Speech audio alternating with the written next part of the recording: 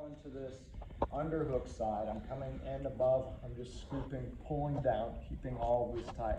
As I go to this underhook side, I'm pulling the foot on that underhook side in so I can push, and I'm bringing my knee up. Now I'm crunching to get my head to the mat. Once my head starts to beat his head, and it may not get all the way to the mat before I have to plant this foot, like keep your head super, super tight to me, right? So I might just get to here. And now I need the pressure of this to drive my head to the mat the rest of the way. And see how my shoulder starts to pop through? Now that hand can come in. So I can start shoulder walking. As he comes on top, that feeds us right to that Kimura. Now we're in here pulling this game. If he turns, yep. Now we're on his back, and we can turn this into a continuous drill, right?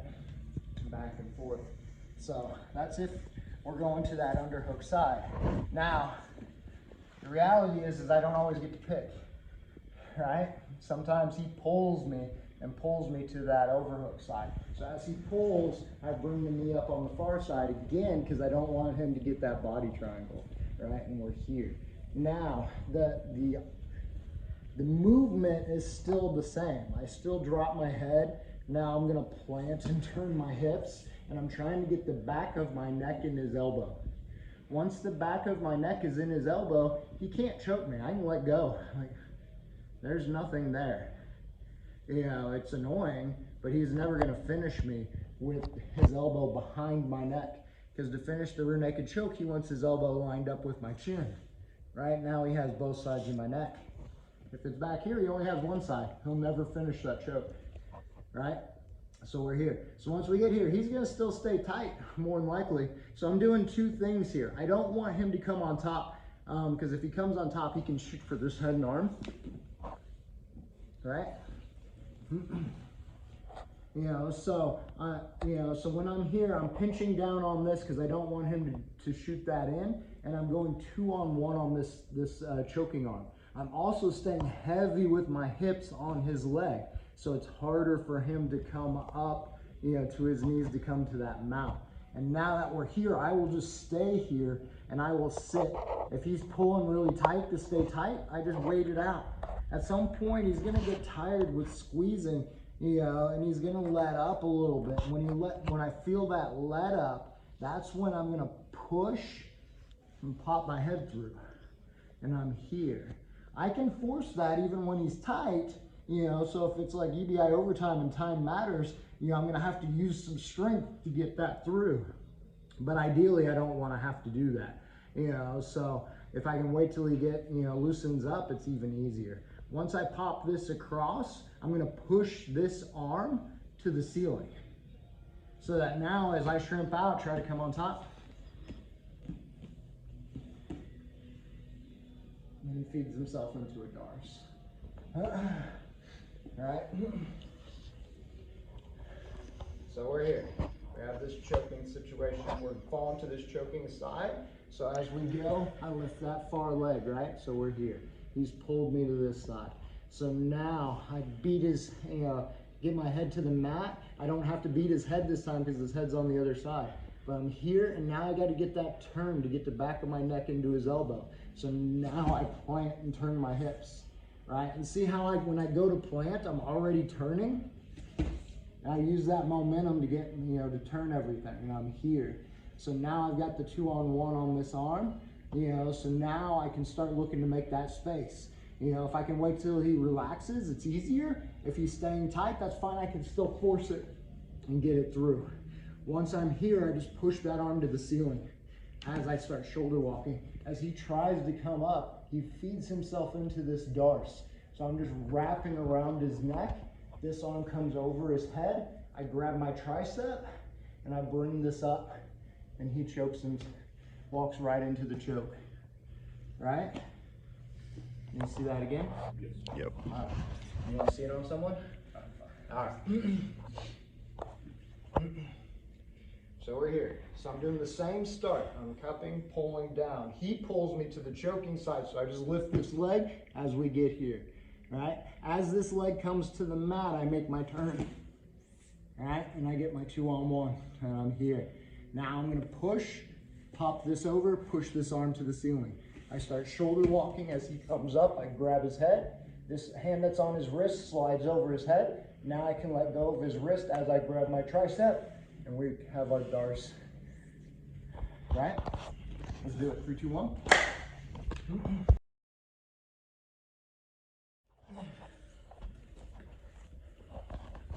So we'll get, it doesn't matter. We'll deal with it on the underhook side first, right? So we'll deal with it here.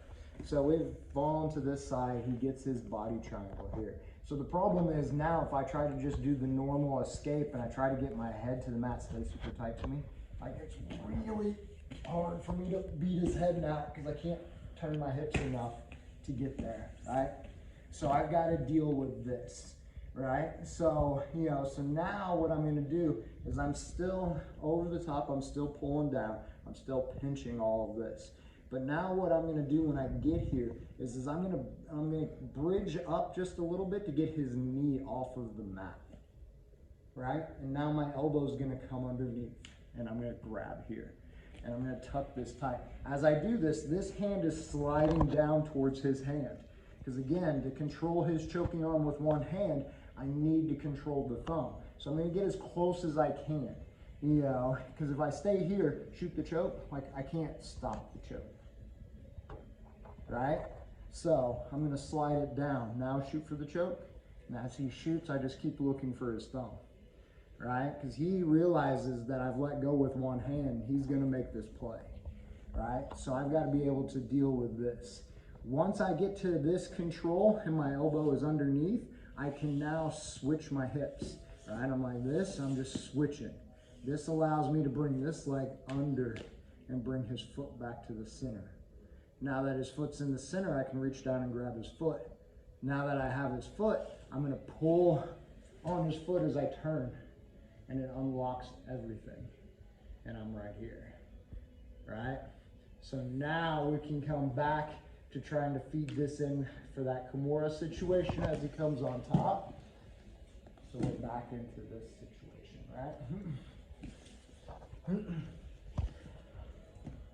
So again, we're gonna do this to the underhook side first. So we go here, he puts that body triangle in, right? So I'm tight here, keeping all of this, and now as I go to bridge to bring this elbow under, I bridge, this slides down, this comes under his knee at the same time. The reason I'm coming under is just to keep his other foot off the mat enough so I can slide under. If I don't do that, yeah, it becomes hard for me to get this leg under his foot, right? And, if I can't do it, I can also turn and come under, but then I risk him flattening me out. So there's a give and take there as well. I'm not saying don't do it, because there's times where you have to, but the better option is if I can get my elbow under this knee. So I just bridge a little, catch here, and I'm in this spot. Now his foot, it's harder for him to get it all the way to the mat, so now I can bring this underneath. Right?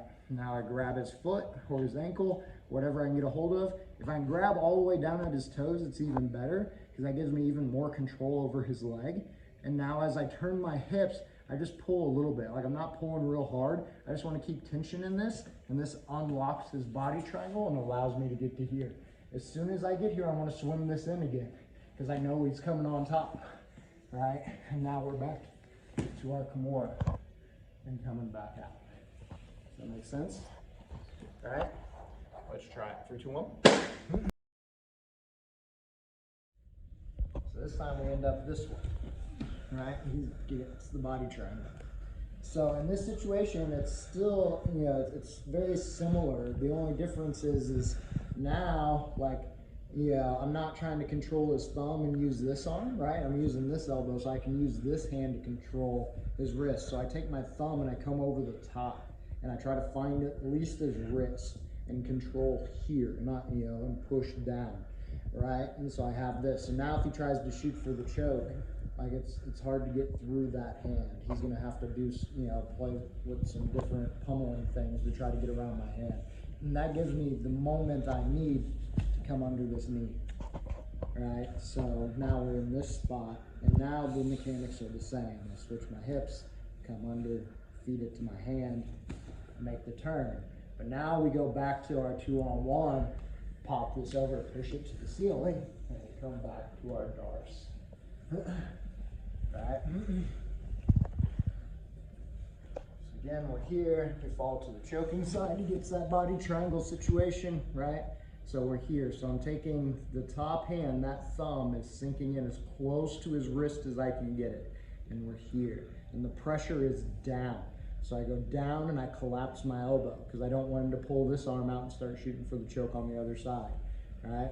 I bridge just enough to get under his knee, right? And we're back in this spot. Now I can make the switch with my hips, come under, feed his foot to my hand, make that twist. Now I'm already in a really good spot for this 2-on-1. Pop that over, push, catch, finish, right? Let's do it, 3, 2, 1. Me, he rolls me, we go belly down, he smashes me down. All right, so I'm gonna keep my head turned away from his elbow. I'm gonna bring my shoulder up to my chin and I'm gonna connect to his hands to try to prevent the crank. All right, from here I'm arching, bringing my knees together to kill his hooks. Now I'm gonna bring my knee up on the same side I'm looking to, and that's gonna allow me to start bringing my other knee through to make this turn. As I make this turn, my hand's gonna slide in to block this choke right here, and I'm going to keep turning. Now I slide it out, go 2-on-1, pop it over, he turns in, we catch, grab, turn in, finish our dars. All right, one more time all the way through. So we turn, end up flat, turn my head, connect the hands, and I'm going to arch, knees together. Now I bring my knee underneath. Now I'm going to start coming through, hand inside, make the turn, 2-on-1, pop it over, push to the ceiling, catch, arm comes over his head, grab the tricep, finish our bars. Right? Let's do it, 3, 2, 1. So we're here, we end up belly down. Turn my head, I do all this, up to the center, I bring this knee up. I start to sit through, he makes the shift, right? He goes here. So now that he's going here, I'm gonna keep this knee high so he can't bring that leg back over to complete his chair sit correctly, right? Now what I'm gonna try to do is I'm gonna try to capture his elbow, right? So I'm going here. Now that I have his elbow and I'm just coming underneath, I'm not doing anything more with it. I'm gonna go to my knees and roll all the way through.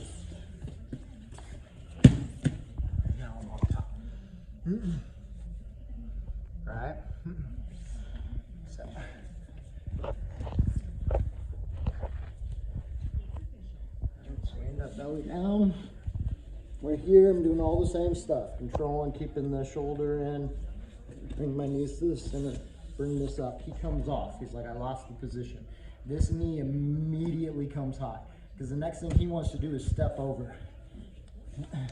Right, once he steps over, he can go back to the back, right? So we rewind, I bring this high so he doesn't have that, and now I'm looking to capture his elbow. So I'll reach down and grab his wrist so his arm doesn't move, and come around, and just like a heel hook, I'm just catching his elbow, right? That's all I need.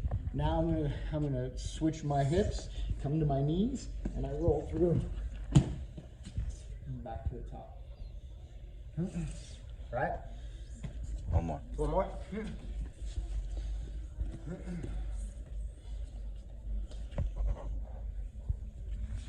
Belly down, controlling all of this, get to the center, bring this up, he comes off, knee comes high, grab, control that elbow. Now that I've got the elbow, come up, sit through, and get to our twister side. All right, let's do it, 3, 2, 1.